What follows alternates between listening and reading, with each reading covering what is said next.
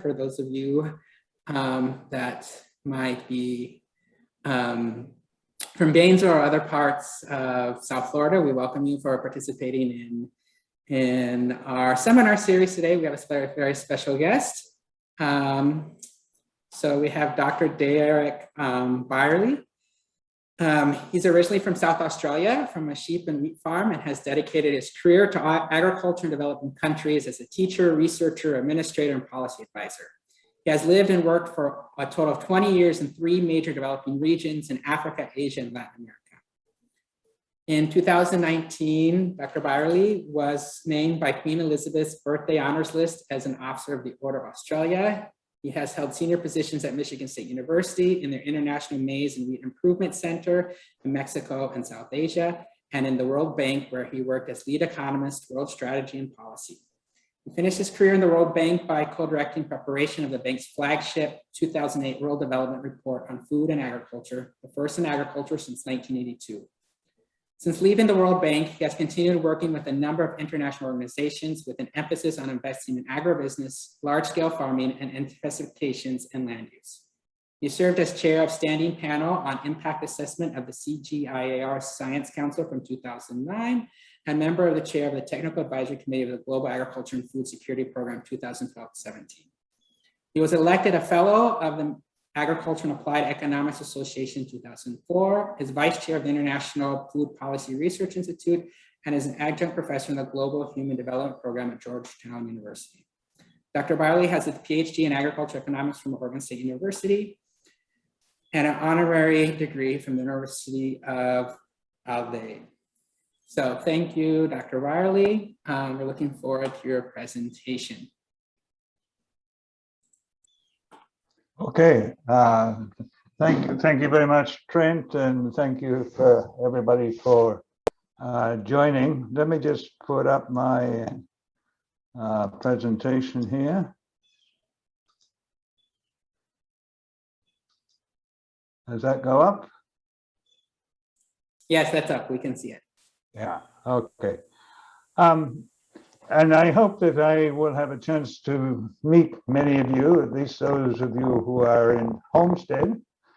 And perhaps if there's anybody here from Gainesville, I would hope that at some point I would get up there. I now live in Coral Gables, supposedly in a semi-retirement mode, but still active in a number of areas. One of the things I've been very much involved in the last 3 or 4 years, 5 years, I guess now, is on the looking at the historical side of agricultural development, and that's really what this presentation is much more about history than about economics.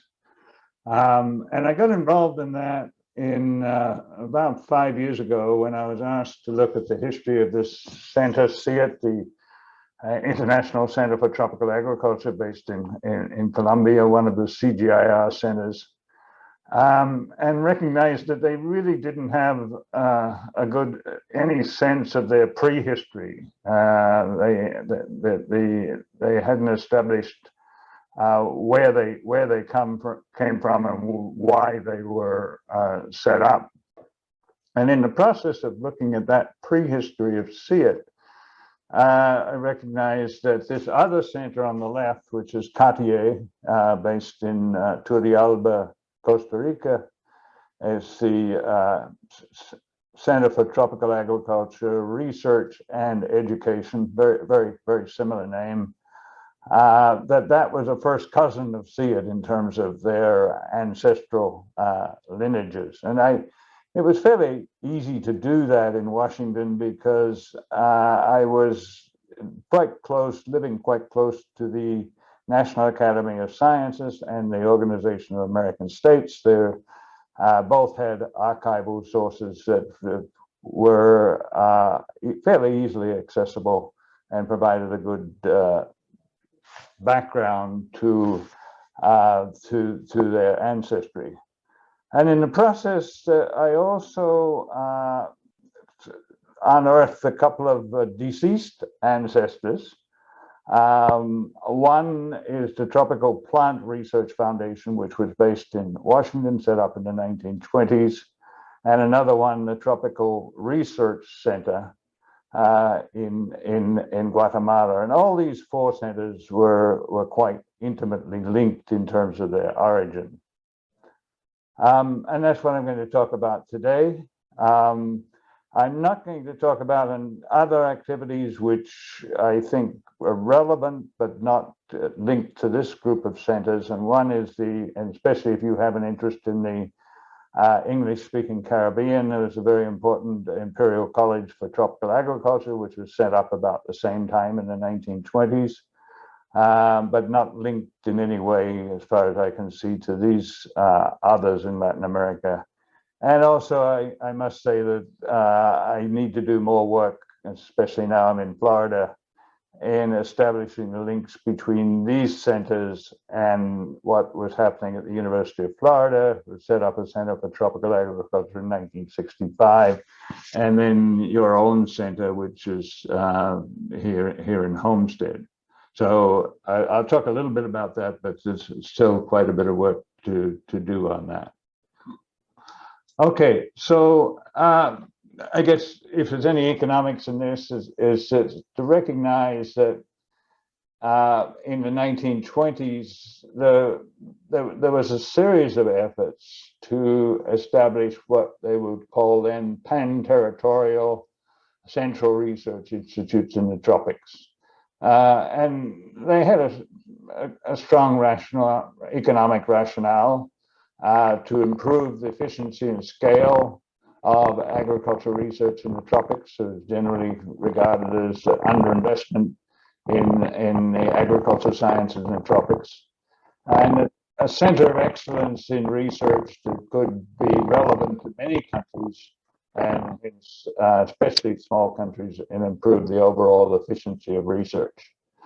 At the same time, those sorts of centers could promote networks and research collaboration that would, again, through sharing of R&D products, improve efficiency and scale. And then secondly, there was also a strong emphasis in all of this to strengthen local research capacity through education and training. So with John Lynham, there's a paper, and I can share this PowerPoint as well as papers related to this.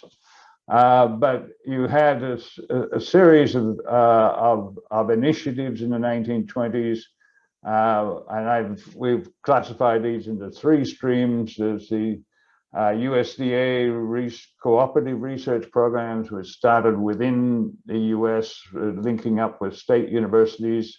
And then after World War II, linking in with FAO and Rockefeller Foundation country programs that eventually became the model for establishing the first CGIAR research institutes, the Rice Research Institute in the Philippines, and the Maize and Wheat Research Institute, CIMMYT, in Mexico. So that all traces back to, again, the 1920s. And then over here on the right, you had, of course, the colonial empires, and particularly the French and the British. And they were also moving towards establishing central research institutes to cover mostly the export commodities for their colonial territories. So that also, in the case of the British, started around the same time, right after World War I. And you can trace that heritage back to the evolution and the emergence of several international centers in Africa in the 1960s and 1970s. And the one I'm going to talk about here today is the evolution of central research institutes for the tropical Americas, starting with the National Academy of Science, the US National Academy of Sciences, and the what was called at that time the Pan American Union, now called the OAS, leading up to the centers I've already introduced. Okay, so the idea was good in terms of promoting research and spillovers across countries and efficiency, but how to do it was always the question in terms of the models that you could use in terms of governance, whether it would be an intergovernmental organization or an autonomous body or perhaps a private entity. Where would the funding come from? US government, by member countries themselves, or would it be philanthropic or private? And then in terms of the focus, whether it be export-oriented, food crops, natural resources, and the disciplinary focus as well as perhaps a narrow focus on plant diseases and pests or germplasm versus a much more of a multidisciplinary systems orientation. So all of these things were under experimentation, and you see that in the evolution of these centers from the 1920s in Latin America. So if you want to go back to sort of a seminal moment in the establishment of these centers in Latin America, it was April 26, 1919, right after the end of the First World War, when the founding president of the American Phytopathological Society, Lewis R. Jones, I think he was the University of Vermont, he wrote a memo to the National Academy of Sciences, actually the National Research Council Division of Biology and Agriculture, proposing the establishment of a phytopathological laboratory for tropical America. Rather a handful in terms of a title, but it was very specific on what their objectives would be in terms of protecting the tropical commodity supplies from coffee, cocoa, rubber, etc., from the Americas, and they were very concerned at that time also about emerging competition from the commodity producers in Asia. There was also objective of protecting U.S. agriculture from new diseases coming from the south. And finally, importantly in this, there was a strong explicit objective of being a scientific body rather than a commercial interest. So, and I should mention in passing that this proposal was taking place at the same time, and the same division was establishing an Institute for Research on the Tropical Americas, which is a biological research institute that was established in Panama, which is now under the umbrella of the Smithsonian Institution and still exists today. So out of that, there was a very lively discussion, quite interesting to read actually, about how such an institute for tropical phytopathology should be governed, and so some of the leading scientists in terms of experience in tropical agriculture at that time, one Earl was a sugarcane breeder. He advocated a very inclusive approach with Latin Americans via the Pan American Union, which now the OAS. And then Baker had quite a contrary view to that in terms of, well, the quote is there that clearly it should be US established and US staffed, and even if possible under the American flag. So that debate played out, and the person put in charge of the design of what became the Tropical Plant Research Foundation. So in terms of the design stage, it evolved from just an emphasis on plant diseases to a broader agenda for tropical agriculture. So the person in charge of that was William A. Orton, and he was a well-known, a leading USDA plant pathologist, and nearly all of the protagonists in today's discussion of plant pathologists. And he was a student of Jones. And what he came up with in terms of design, which took 2 to 3 years actually, was a NGO, non-governmental organization that would be based in the National Academy of Sciences, or affiliated with the National Academy of Sciences. Would have mixed private public governance, and it finished up, it had 5 scientists and 4 from the private sector that were coming from the United Fruit, from the sugar companies, and so on. The administrative headquarters was set up in Washington, and the funding initially was mostly private, and the major funder that came through was the Cuba Sugar Club, and this was a group of private sugar companies, and I think mostly American in Cuba, that provided sort of most of the funding for the establishment of this Tropical Plant Research Foundation. So they went ahead, and most of the research, the core research again was around sugar, because that's where most of the funding was coming from. Main station in Baragua in Cuba. And they did some pretty serious work, particularly around pests and diseases of sugarcane. And they did a number of other projects, which may be research, or perhaps more consulting projects around, for example, soils and forests, in some cases paid for by Latin American governments. But even with this orientation, the National Academy of Sciences clearly had strong reservations about the commercial role because of the dominance of the Cuba Sugar Club. So the commercial role versus the scientific role. Now, where did Florida fit in the establishment of this Tropical Plant Research Foundation? The Orton made a number of visits, and he came to South Florida. And in fact, his 1921 recommendation was that the station should be based in South Florida.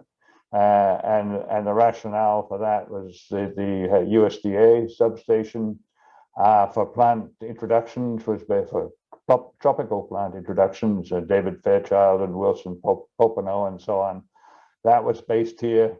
And then already, apparently in 1921, there were plans for your tropical research and education center in the Miami area. So that was the rationale.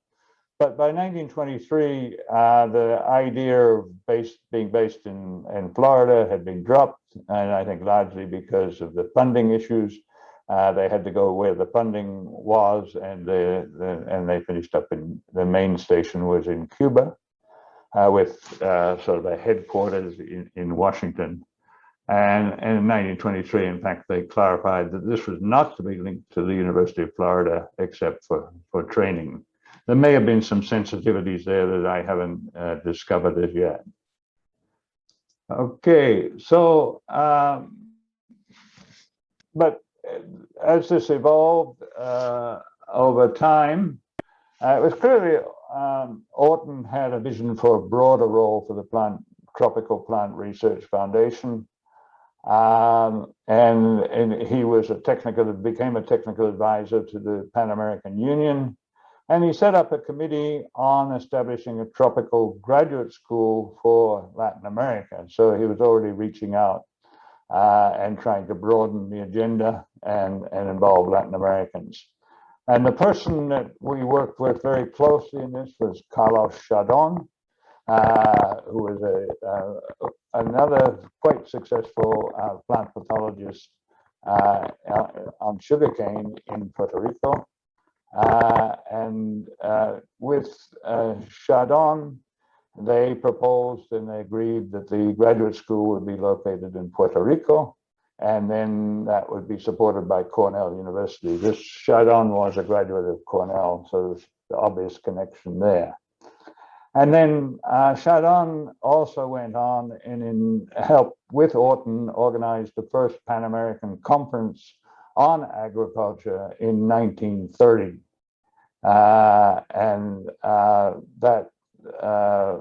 That in that conference, he proposed a tropical research institute under the PAU. So that was sort of moving from sort of this NGO based in Washington to something that was more ownership in Latin America.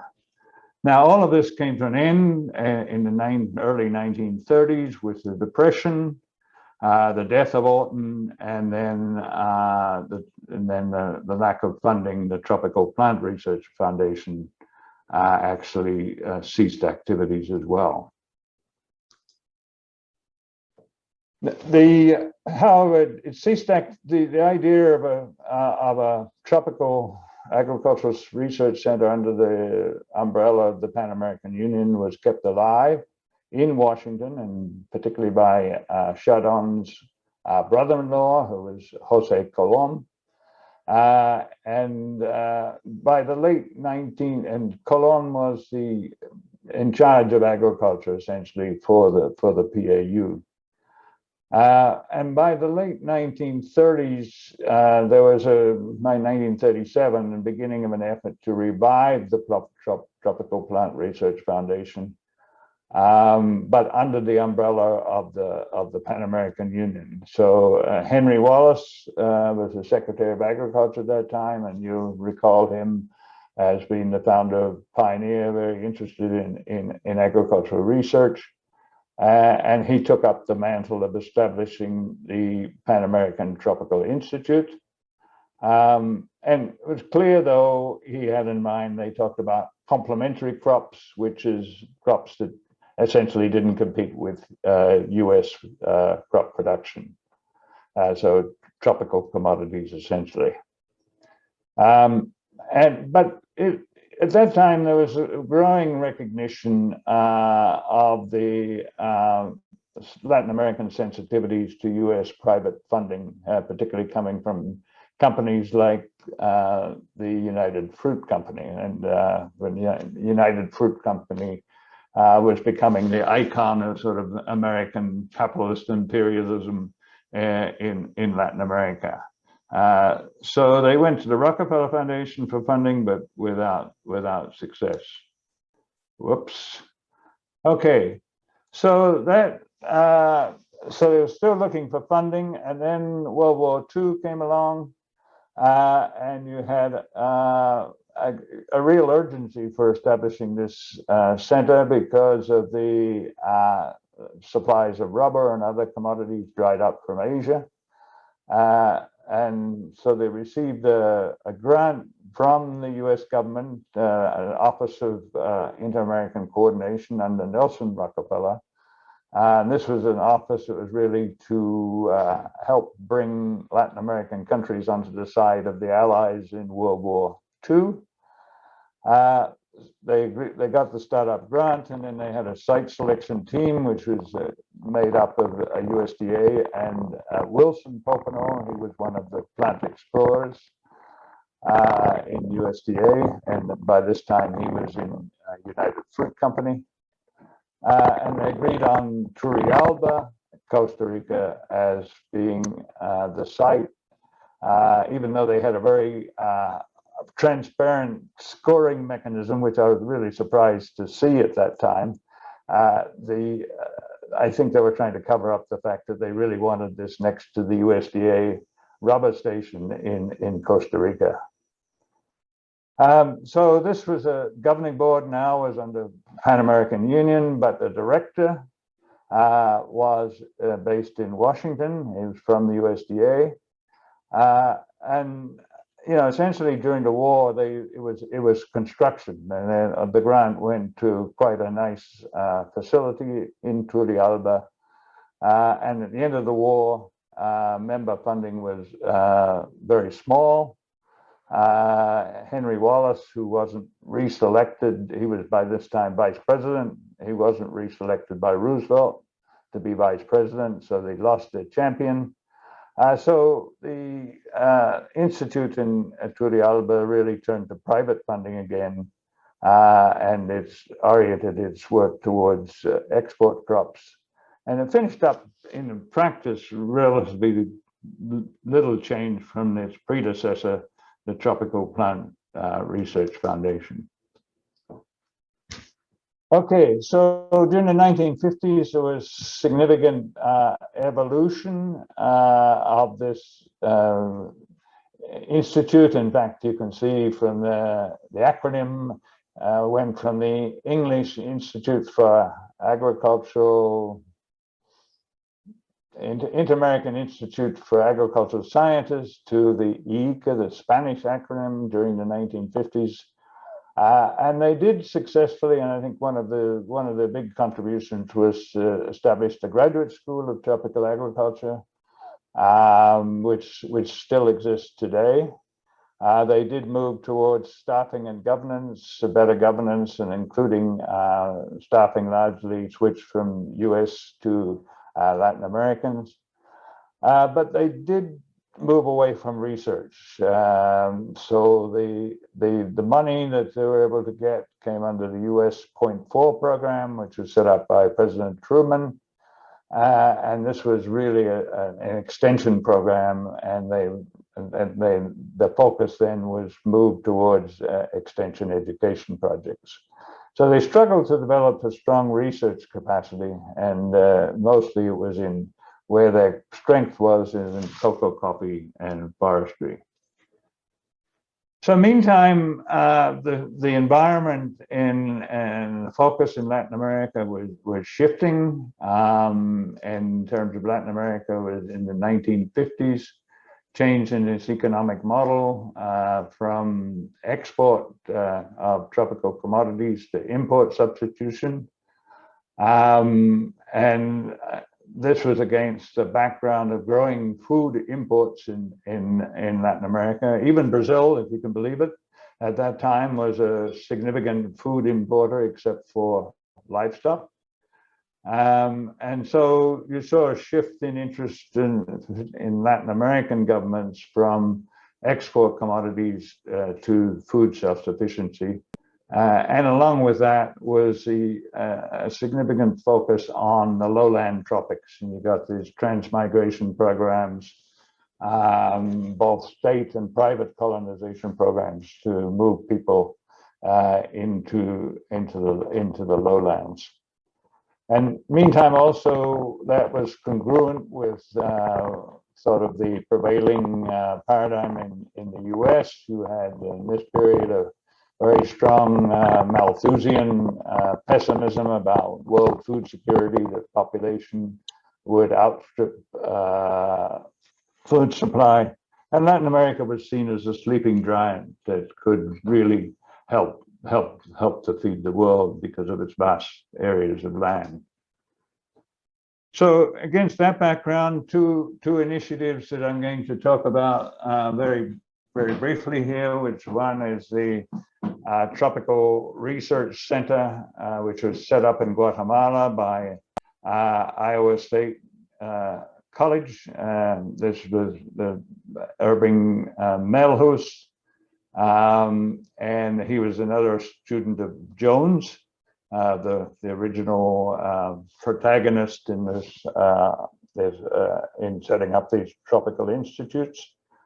It was privately funded, and its focus was very much on maize, but it was linked to the research infrastructure of the United Fruit Company. And in 1952, the director became William Paddock, who I'm going to talk about in a minute, who was a student of Melhus. And then that whole thing closed in 1954 with a coup in Guatemala. Okay, then on the other side is the Rockefeller Foundation was starting up its programs in Mexico from 1943, and that was led by George Harrah, again, another plant pathologist, and he'd been a student of Melhus from Iowa State, and he was actually worked under Chardon in Puerto Rico in the 1920s, I guess. So that program in Mexico steadily expanded into other countries of Latin America. And by 1959, you had the Inter-American Food Crop Improvement Program, which then led into CIMMYT in 1966. So this is pictures of Norman Borlaug and George Harrah somewhere around that time. So I'm not going to talk about these two institutes anymore, but the key point is that both Paddock and Harrah had a key role in the follow-up activities for establishing tropical research centers in Latin America. So we jump now to the 1960s. President Kennedy is in power, and the first thing he sets up is an Alliance for Progress, which is really to link to Latin America. And within that Alliance program for Progress, there was a priority on science and technology. And even as early as 1961, the Presidential Science Advisory Council had prepared a report recommending major support to agriculture in Latin America, agricultural science, including to ICA Turrialba. 1963, you get Senator Humphrey in a review of the alliance efforts is very critical of what's happening in agriculture in Latin America and the alliance efforts. And then you have Kennedy's speech to the National Academy of Science in 1963, just 1 month before he was assassinated, actually. And in that speech, Kennedy, I look forward to the establishment of a series of international agricultural research centers on a regional basis. So we had a very strong push into the 1960s to strengthen regional research. So against that push, you had the national, again, USAID went to the National Academy of Science again to form a very large study team. And this was led by none other than William Paddock. And Paddock now was becoming quite a famous author. He was well known for his popular books, Hungry Nations, and soon to be followed by Famine 75. He was very, very pessimistic about the ability of the world to feed itself. And that team, after visiting quite a number of countries in Latin America, proposed what they called the Tropical Research Foundation, with its a governing board based in the National Academy of Science, laboratory in Puerto Rico, and then 3 stations in Latin America staffed by US scientists. Now, you know, you can sort of look at that and say, well, this is pretty much what we started out with in the 1920s with the Tropical Plant Research Foundation. Even the name is almost the same. And it's pretty much a US oriented and uncontrolled enterprise with this time government funding instead of private funding. And it seems like Paddock was very pessimistic about, he was the engineer of this, and he felt that whatever funds that the US Alliance for Progress was going to put into this center should be controlled by US technicians. Okay, not surprisingly, I moved to 66, 67. You got a very strong pushback, not only from the alliance itself, and particularly from Latin American countries, led by Brazil, that this was not going to fly. And so the National Academy of Sciences, after all of this work, a very large team and a big report, was in a bit of a bind. So they turned to Harrah, George Harrah. By now, he was the president of the Rockefeller Foundation, to help sort out this mess. And so Harrah then put together an ad hoc panel, but no Latin Americans included, and quite critical of the Paddock report. And he proposed a new center, CIT, following the Erie model with autonomous independence board, US aid to provide the capital and to be based in Colombia, which was then led to the creation of CIT. However, the funding didn't come through from US aid, so essentially the Rockefeller Foundation was stuck with the capital cost. And fortunately, Harrah was president of the Rockefeller Foundation. I guess he could reallocate funds within the foundation. Now, just an interesting aspect of all of this is that by now ICA was under the director general of ICA was Armando Samper, very dynamic Colombian, and one assumes that as in his position and given his reputation, he could have diverted these funds towards supporting research at Turrialba or further substations of Turrialba. In fact, the alliance was originally proposed that this should be considered as an option. Instead, Armando Samper decided to support the creation of CIT, and it seems like he was in transition at the time from ICA to become Minister of Agriculture in Colombia, and he provided very strong political support to the establishment of CIT in Colombia. Also, Samper was the person that initiated the separation of the Turrialba station from ICA in what became Cartier in 1973 with its own board. Now, where was Florida, University of Florida in all this? Well, that's something I think would be interesting to follow up on. You had a conference in Cornell University, which is very much around the establishment of a tropical and developing the resources in Latin America, agricultural potential, and through science and technology. And at the same time, University of Florida was establishing the Center for Tropical Agriculture, and they had a conference in '67 on tropical agriculture, although most of that was focused on Asia and Africa, which seems a little strange today. But the director of the center was Hugh Popenoe, who was the son, I believe, is the son of Wilson Popenoe. So there was a sort of a connection there to the original efforts in Latin America.